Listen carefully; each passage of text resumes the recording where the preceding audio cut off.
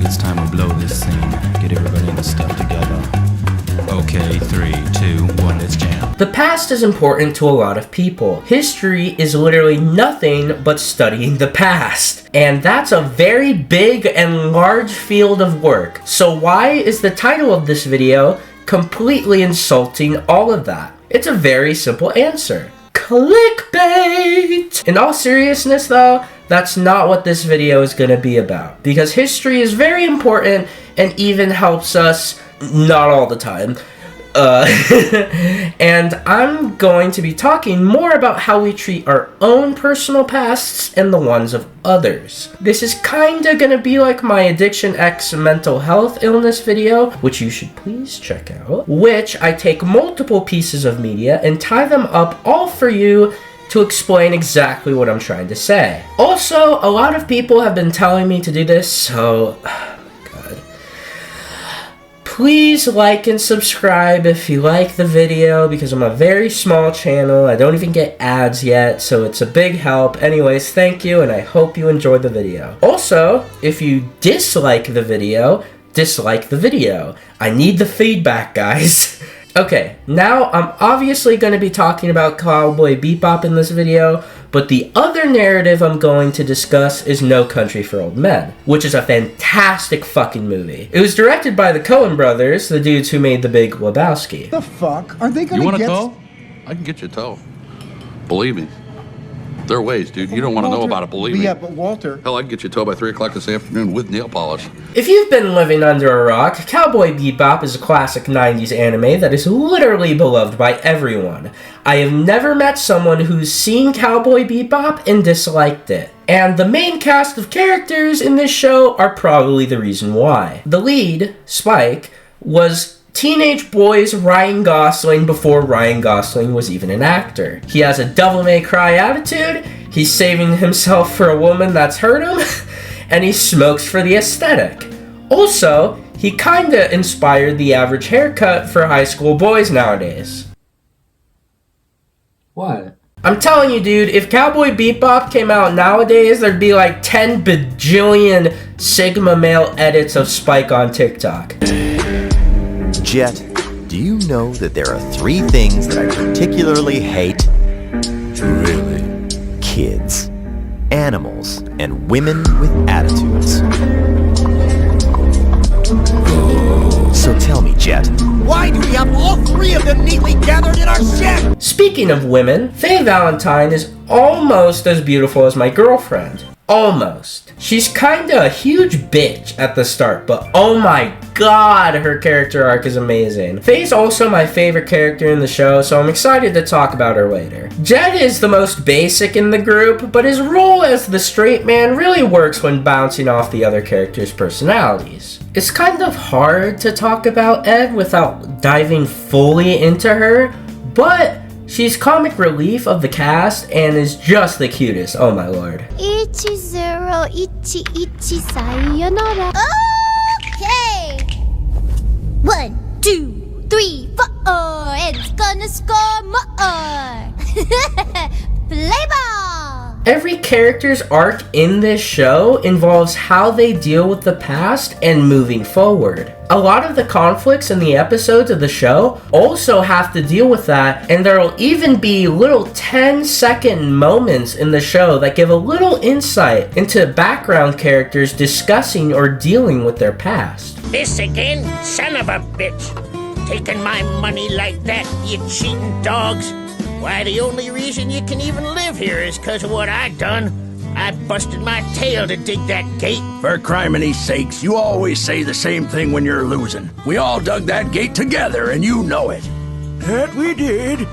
We worked like there was no tomorrow. And what do we got to show for it? Before I go into each main character's arc, I'll discuss some episodes that have to deal with these themes with one-off characters focused on their little bite-sized narratives. Little appetizers, if you will. And there's no better place to start than in the first episode of the series, Asteroid Blues.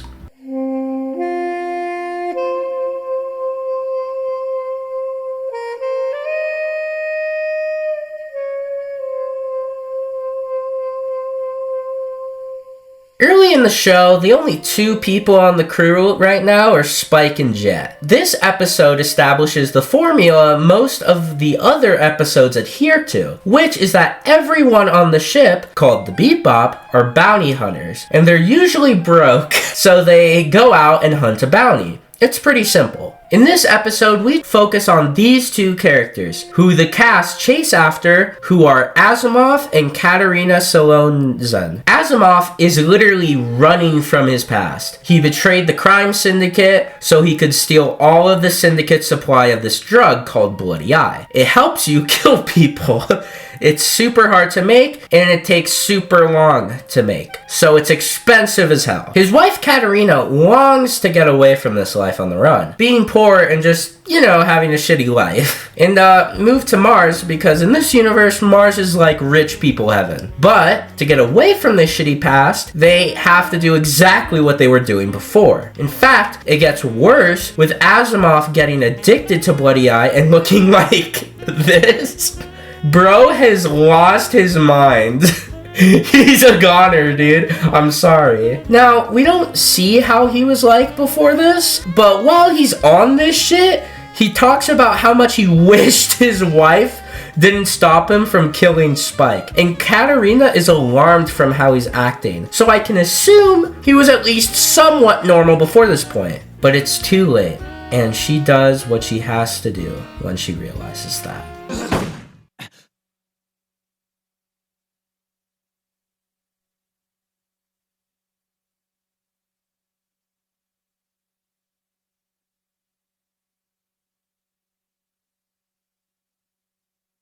Adios.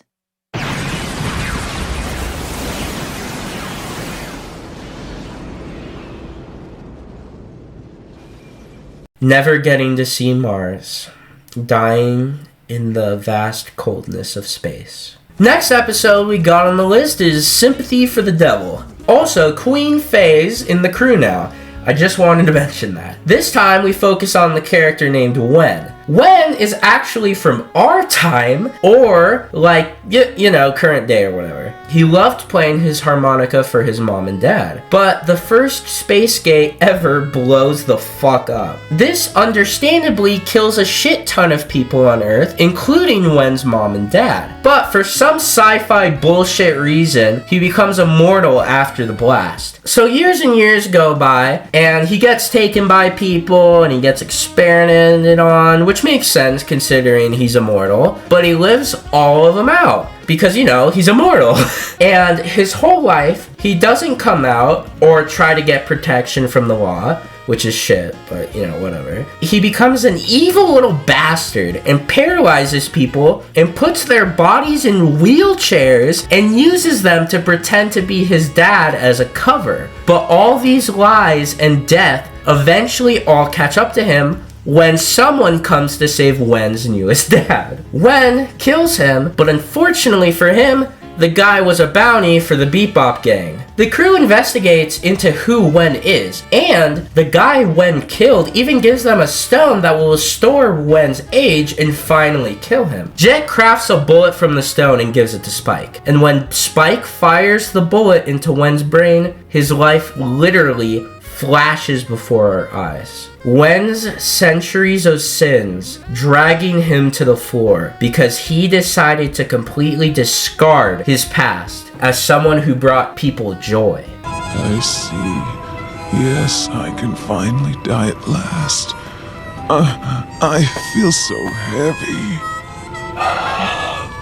But I finally feel at ease. Waltz for Venus is randomly the episode that breaks me the most. So, using my most powerful brain skills, I can tell you that this session takes place on Venus. Humans made these plants float in the sky so they could make Venus's atmosphere habitable for humans. Unfortunately, there's a chance that you could be allergic to these plants and that could lead to a fatal illness. The characters within the spotlight of this episode are Rocco and his sister Stella. When Stella was extremely young, she was affected by the spores that floated down from the planet from the sky, which ended up making her blind. Her brother decides to go and steal the very expensive and rare plant that can cure her blindness. Obviously, he has to go through some non-legal means and gets a bounty placed on him, which is how the main cast gets involved. Spike meets Rocco before they find out about the bounty being placed. Rocco saw Spike take out a couple goons before while they were on a plane, and he begs Spike to teach him how to be tough like him. Spike teaches him a very popular view in Asia of how being good at fighting works. You're tense,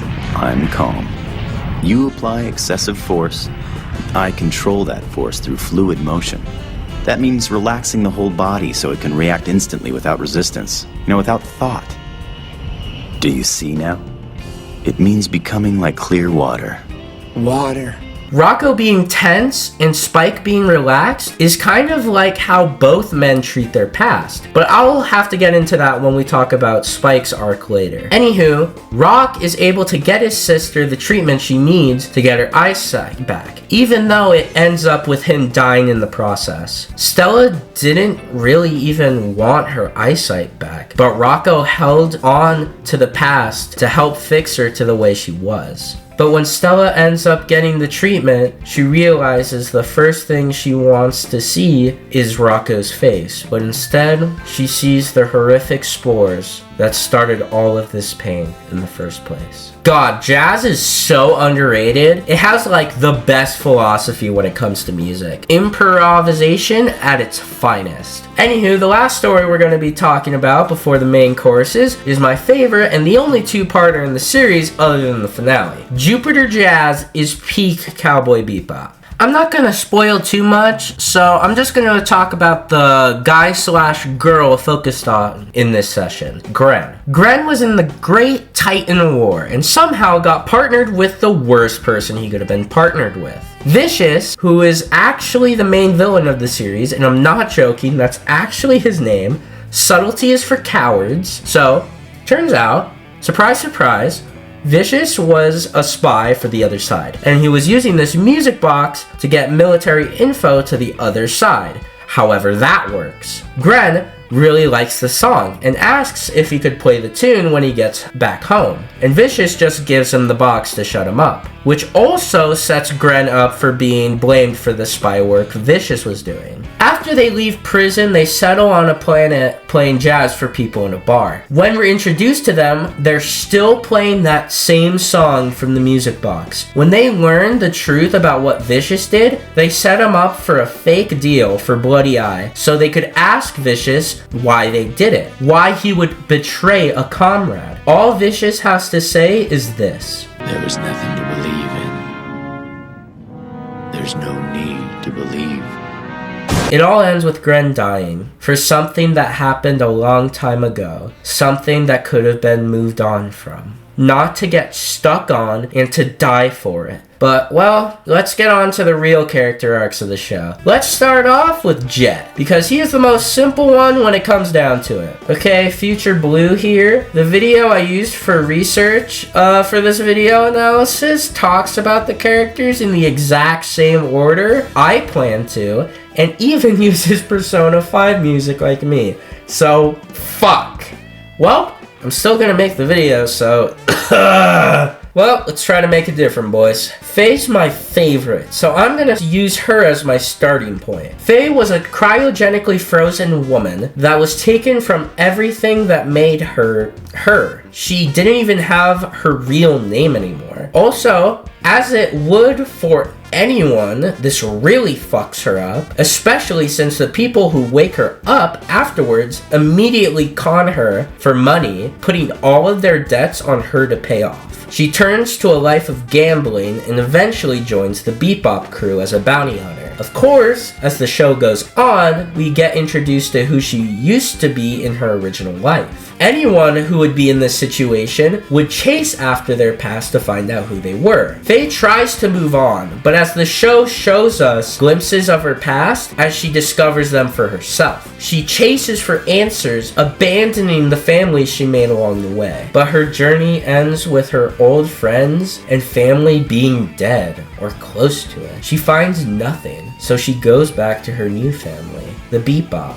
But when she comes back, it's fractured. Ed's gone and Spike's about to get himself killed. So let's rewind a bit. While Faye was gone, Ed found out more about her past. See, in Ed's introduction episode, she's living in an orphanage. Her father abandoned her when she was a baby and didn't even care enough about his daughter to give her a girl's name. After Edward meets her father, she realizes that she needs to focus on her future. Everyone on the Bebop was stuck on their past. Hell, Faye was fucking gone chasing after it. Ed already has had enough of someone leaving her life. Ed's the character that fully moves on. Spike, on the other hand, has kind of fucked himself over. Spike used to be a part of a criminal syndicate as a hitman, with his partner in crime being Vicious. Spike falls in love with Vicious's girlfriend, Julia, and Julia feels the same way, so they decide to leave the syndicate together. It doesn't end well. Afterwards, Spike joins Jet as a bounty hunter. He spends the rest of his life playing with risk. He's not stuck on his past, but he doesn't move on. He's just filling his life with adrenaline, with the thrill of almost dying. This is contrasted with another character in the episode Cowboy Funk. Cowboy Andy is kind of very similar to Spike. Other than the obvious visual similarities, Andy is doing exactly what Spike is doing, but healthily? Andy does cowboy showmanship as a bounty hunter as an escape from his boring life as a rich person. To give him some purpose, you know? He's focusing on his new persona to free him from his past. Contrasted with Spike, as soon as Spike hears anything about Julia, he immediately rushes into it. In Jupiter Jazz, when he hears Julia might be on this planet, he immediately leaves the Bebop, discarding his years of friendship with Jet from his new life and family. Spike is still tied to his past with Julia, and when he eventually finds her to save her from the syndicate, maybe he can finally make peace with it.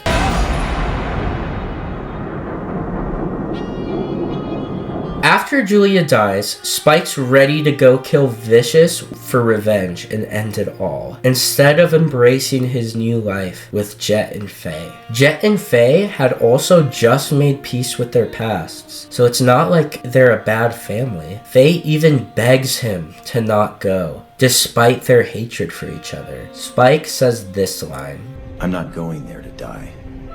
I'm going to find out if I'm really alive." This isn't a heroic ending for our protagonist. It's him dying selfishly now that his past has finally caught up with him. The years with the risk of death finally ending in death. O ravenous beast, the same blood runs through both of us. The blood of a beast who wanders, hunting for the blood of others. I've bled all that kind of blood away. Then why are you still alive?